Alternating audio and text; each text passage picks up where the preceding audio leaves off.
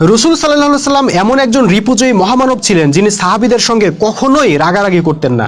এমনকি একবার এক বেদুই না বুঝে মসজিদে নববীতে পেশাব করে দিয়েছিল, রাসূল সাল্লাল্লাহু আলাইহি সাল্লাম তার উপরেও বিন্দু মাত্র রাগেননি।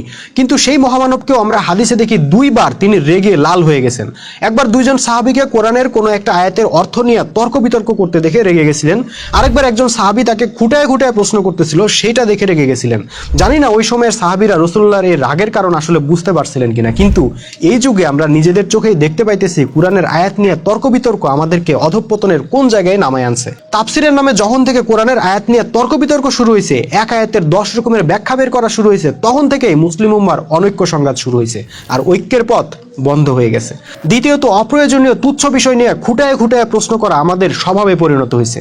যে বিষয়ে আল্লাহ কিছু বলেননি, যে বিষয়ে আল্লাহ রসুল কিছু বলেননি, সে বিষয় নিয়েও আমাদের প্রশ্নের মাসলা মাসাইলের কোনো শেষ নাই। কোনো বিষয়ে আল্লাহ যদি কোরআনে একটা আয়াত দিয়ে থাকেন, সেটা নিয়ে আলেমরা শরীয়তের ধারা উপধারা বের করছেন 100টা, তার মধ্যে 90টার ব্যাপারে আবার আলেমদের মধ্যে আছে মতভেদ। এমনটা হবে দেখেই আল্লাহ রসুল সাহাবীদেরকে সেই পথে হাঁটতে দেননি, একদম সরাসরি বলে দিয়েছেন কোরআনের আয়াত নিয়ে মতভেদ করা কুফর। বাট আমাদের কাছে এই কথার কোনো দাম নাই। আমরা এখন এই নিষিদ্ধ কাজটাকে বাহাস মুনাজারা নাম দিয়ে অত্যন্ত গুরুত্বের সাথে চালায় যাইতেছি। অবশ্য ফল এড়ানো যায় নাই, বিশ্বের যে অপমান লাঞ্ছনা কাফেরদের ভোগ করার কথা, সেইটা আমরা ভোগ করতেছি।